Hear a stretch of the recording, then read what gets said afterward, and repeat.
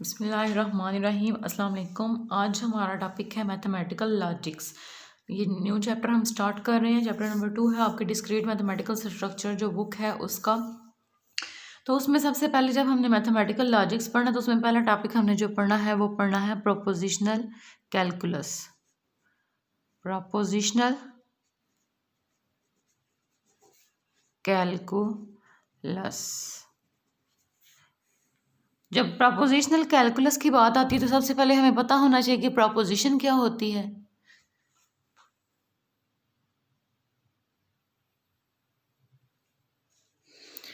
तो हमें पता होना चाहिए कि जो प्रोपोजिशन है वो क्या होती है।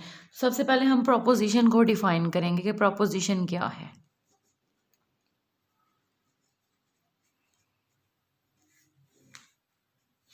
तो प्रोपोजिशन को जब डिफाइन करना है तो उससे पहले हमें इंग्लिश की कुछ स्टेटमेंट्स का पता होना चाहिए कि इंग्लिश की स्टेटमेंट्स कैसे आती हैं।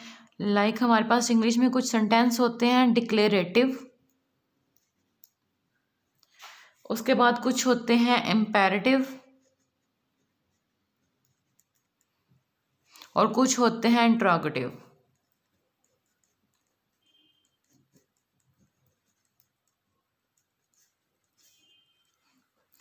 अब जो हमारे पास डिक्लेरेटिव सेंटेंस होता है, डिक्लेरेटिव जो सेंटेंस है उसमें कोई चीज़ डिक्लेयर कर दी जाती है। Like this is Apple, like this is Apple. तो ये हमारे पास डिक्लेयर कर दिया गया है कि ये एक एप्पल है। सेकंड है इम्पेरेटिव सेंटेंस। कि इम्पेरेटिव सेंटेंस वो सेंटेंस होते हैं जिसमें किसी चीज़ का ऑर्डर दिया जाता है। लाइक बोलते हैं ईट दिस एप्पल, कि ये सेब खाओ, तो ये एक ऑर्डर ही है ना, तो ये हमारे पास इम्पेरेटिव सेंटेंस होता है। थर्ड है इंट्रोगेटिव। इंट्रोगेटिव क्या है, इसमें कुछ क्वेश्चन किया होता है, कोई क्वेश्चन पूछा गया होता है। लाइक इज दिस एप्पल, क्या ये एप्पल है।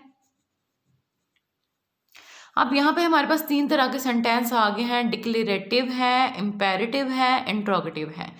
अब जो सेंटेंस डिक्लेरेटिव है ये बेसिकली आप देख सकते हैं कि एक स्टेटमेंट गिवन है। ये एक स्टेटमेंट जो है वो गिवन है, दिस इज एन एप्पल। ये एक स्टेटमेंट, एक बयान दिया गया है कि दिस इज एन एप्पल, कि ये एक एप्पल है। ठीक है। अब प्रोपोजिशन क्या होती है। प्रोपोजिशन का ताल्लुक हमारे पास बेसिकली जो है इस चीज से है, स्टेटमेंट से हमारा प्रोपोजिशन का ताल्लुक है। कैसे है। प्रोपोजिशन एक स्टेटमेंट होती है, प्रोपोजिशन एक स्टेटमेंट होती है जिसमें फिर आगे कंडीशन दी जाती है, या तो वो स्टेटमेंट ट्रू होनी चाहिए या फिर फॉल्स होनी चाहिए, लेकिन दोनों condition at the same time नहीं हो सकती। अब ये जैसे कि हमारे पास ये स्टेटमेंट है दिस इज एप्पल, ठीक है, दिस इज एप्पल, ये एक स्टेटमेंट है। पहली चीज तो प्रोपोजिशन की पहली शर्त पूरी होगी कि वो स्टेटमेंट होनी चाहिए। उसके बाद दूसरी चीज क्या है कि या तो वो ट्रू होनी चाहिए या फिर फॉल्स होनी चाहिए। तो दिस इज एप्पल, या तो ये ट्रू होगा या फिर ये फॉल्स होगा, यानी कि एक ही कंडीशन इसमें होगी। अगर एप्पल पड़ा हुआ है तो अगर वो सामने है, हमारे पास एप्पल है और हम कह रहे हैं दिस इज एप्पल, तो इसका मतलब है ये हमारे पास पहले स्टेटमेंट है, उसके बाद एप्पल ही है वहां पे मौजूद, तो इसका मतलब है ये स्टेटमेंट ट्रू है। ठीक है।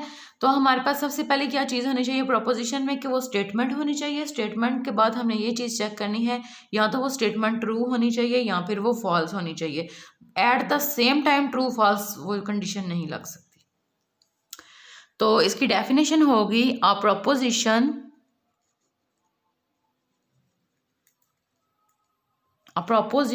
Is a statement, a proposition is a statement that is either true or false.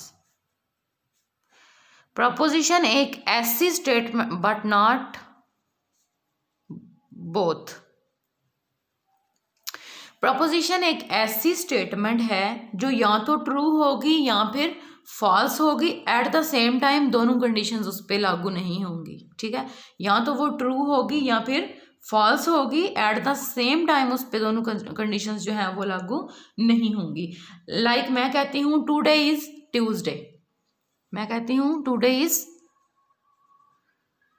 Tuesday. अब ये स्टेटमेंट तो है, टुडे इज ट्यूसडे एक स्टेटमेंट है। आप इसमें देखें कंडीशन बन रही है ट्रू या फिर फॉल्स की। टुडे इज ट्यूसडे या तो ट्रू होगा या फिर फॉल्स होगा, both at the same time नहीं हो सकता। टुडे इज ट्यूसडे है, आज ट्यूसडे, इसका मतलब है कि ये कंडीशन ट्रू है। अगर आज ट्यूसडे ना हो तो इसका मतलब होगा कंडीशन फॉल्स है, यानी कि आइदर ट्रू और फॉल्स। तो हमारे पास ये प्रोपोजिशन बन रही है, बिल्कुल बन रही है, क्योंकि सबसे पहली चीज़ क्या आती है, इसमें स्टेटमेंट होनी चाहिए। जब स्टेटमेंट होगी तो उसके बाद देखना है कि इसमें ट्रू है या फिर फॉल्स है। तो इसमें कोई एक कंडीशन इस पर लग रही है तो इसका मतलब है कि ये प्रोपोजिशन है। उसके बाद प्रोपोजिशन में हमारे पास जो वैल्यूज आती हैं वो ट्रू या फिर फॉल्स आती हैं, तो इनको बोलते हैं ट्रू या फिर जो फॉल्स वैल्यू आ रही है इनको हम बोलते हैं ट्रूथ वैल्यूज। ट्रू और फॉल्स दोनों जो हमारे पास वैल्यूज आती हैं उनको हम बोलते हैं truth values.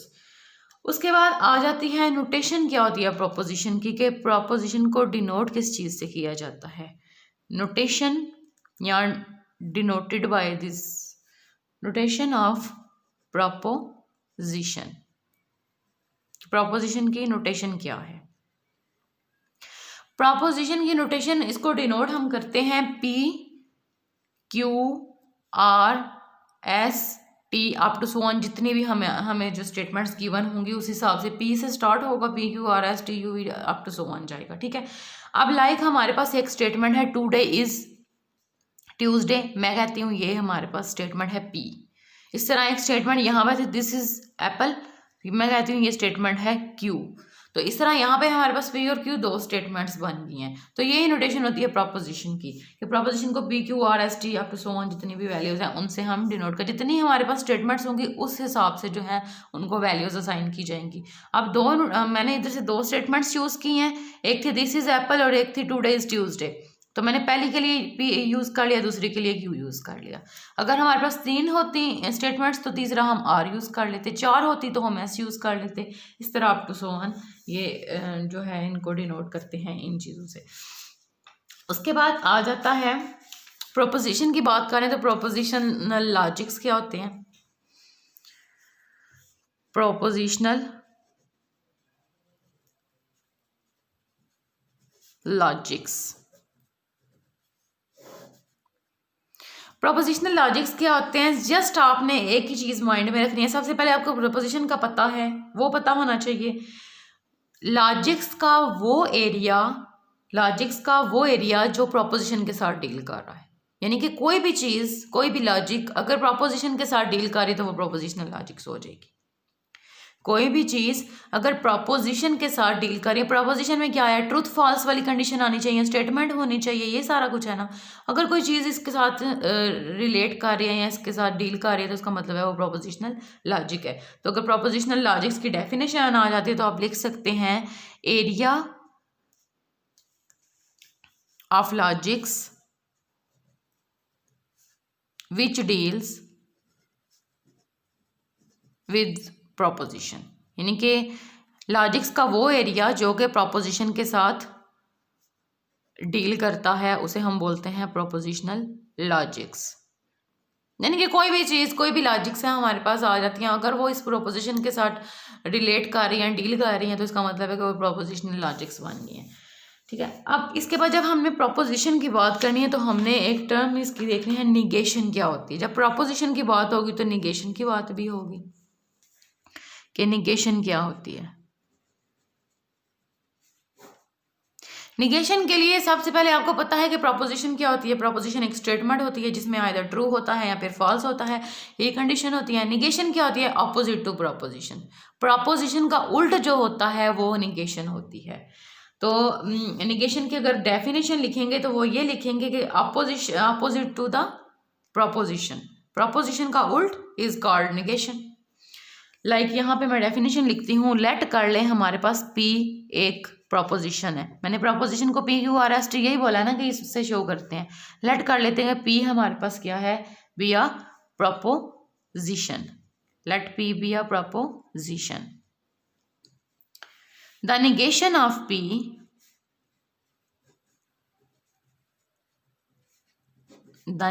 Of P denoted by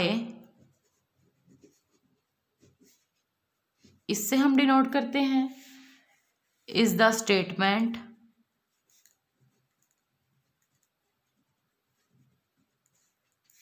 statement क्या होगी, it is not the case, it is not the case that P, ये स्टेटमेंट होगी। और इसको रीड कैसे करते हैं, and read as not P, ठीक है। अब इस डेफिनेशन का मैं आपको मीनिंग समझा देती हूँ कि हमारे पास कोई भी एक प्रोपोजिशन गिवन होगी, ठीक है। प्रोपोजिशन की निगेशन मैंने यही बताया ना, अपोजिशन जो होती है या अपोजिट साइड है प्रोपोजिशन की, उसे हम निगेशन बोलते हैं। अब उसका प्रोपोजिशन का उल्ट जो होता है वो निगेशन होता है।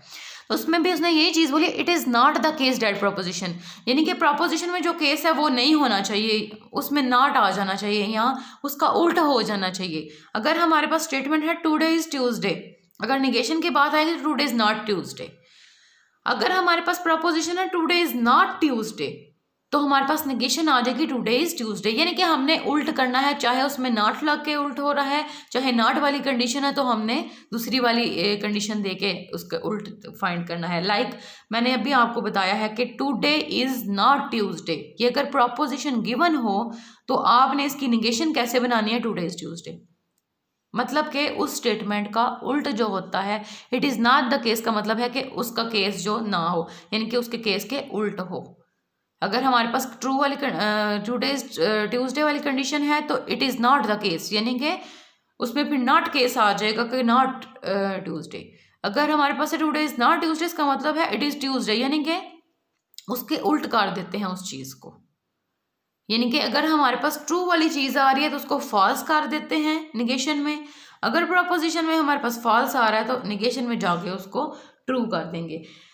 अब इसमें जब हम प्रोपोजिशन निगेशन पढ़ते हैं तो हमने ट्रूथ टेबल भी पढ़ना है। जब हमारे पास लॉजिक्स की बात होती है, ट्रूथ टेबल की भी बात होती है। ट्रूथ टेबल क्या होता है, मेथड होता है जो कि शो करता है प्रोपोजिशन को, method to show the relationship of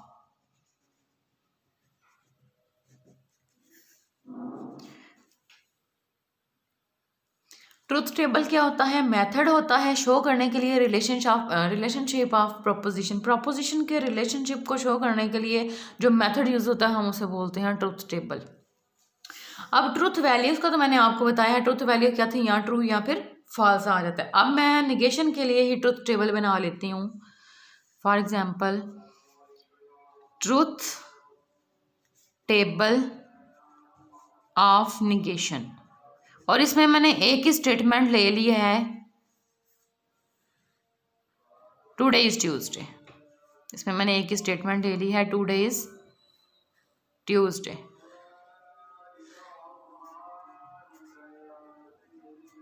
ये हमारे पास प्रोपोजिशन है, ये निगेशन है। मैंने स्टेटमेंट ले लिया है टुडे इज ट्यूसडे। अब ये स्टेटमेंट हमारे पास गिवन है, या तो ये ट्रू है या फिर फॉल्स है, यानी कि इसमें दो कंडीशंस आ जाएंगी, या तो ये ट्रू होगी या फिर फॉल्स होगी। एक स्टेटमेंट है तो उसमें दो ट्रूथ वैल्यूज आएंगी, या ट्रू या फिर फॉल्स। अब इसकी निगेशन क्या बनेगी, मैंने क्या बोला है कि निगेशन प्रोपोजिशन का उल्ट है। प्रोपोजिशन में अगर ट्रू है इसका मतलब है निगेशन में क्या होगा, फॉल्स होगा। अगर प्रोपोजिशन में फॉल्स है निगेशन में क्या होगा, ट्रू होगा। तो इस तरह हमारे पास ट्रूथ टेबल्स बनते हैं। अभी तो मैंने जस्ट एक स्टेटमेंट के लिए किया है, आगे नेक्स्ट आपको एक्सरसाइज जब मैं करवाऊंगी तो उसमें जो है बहुत ज़्यादा वैल्यूज़ के लिए यूज़ करेंगे, बहुत ज़्यादा स्टेटमेंट्स के लिए हम जो है वो यूज़ करेंगे और ट्रूथ टेबल्स हम बनाएंगे, ताकि उधर से हम प्रैक्टिस करेंगे, ठीक है। और अब जो है आपको मैं एक छोटी सी एग्जांपल दे देती हूँ कि 520 इज़ लेस देन 111, इसको हमने फाइंड करना कि ये प्रोपोजिशन है या नहीं है, प्रोपोजिशन है या नहीं है। तो प्रोपोजिशन के लिए पहली शर्त क्या है कि स्टेटमेंट होनी चाहिए। स्टेटमेंट है 520 इज लेस देन 111, बिल्कुल स्टेटमेंट है, इसका मतलब है पहली चीज़ हमारे पास प्रूफ हो रही है कि स्टेटमेंट है। उसके बाद दूसरी चीज़ क्या है कि स्टेटमेंट आइदर ट्रू और फॉल्स, इसमें ये कंडीशन होनी चाहिए। अब 520 इज लेस देन 111 है या नहीं है, नहीं है इसका मतलब है ये फॉल्स है। तो इसका मतलब है ये इसमें दोनों कंडीशंस आ रही हैं, स्टेटमेंट वाली भी आ रही है और ट्रू या फॉल्स में से कोई एक आ रहा है, तो इसका मतलब है कि ये हमारे पास प्रोपोजिशन है, ठीक है। आप लोग ऐसा कीजिए, कि कोई से 5 एग्जांपल्स खुद से लीजिए या नेट से ले लीजिए, स्टेटमेंट्स लें और उनको बताएं कि वो प्रोपोजिशन है या नहीं है।